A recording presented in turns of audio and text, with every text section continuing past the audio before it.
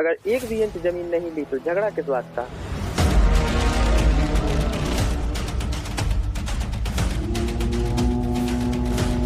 China Aksai चिन में 16 land point को claim करता है।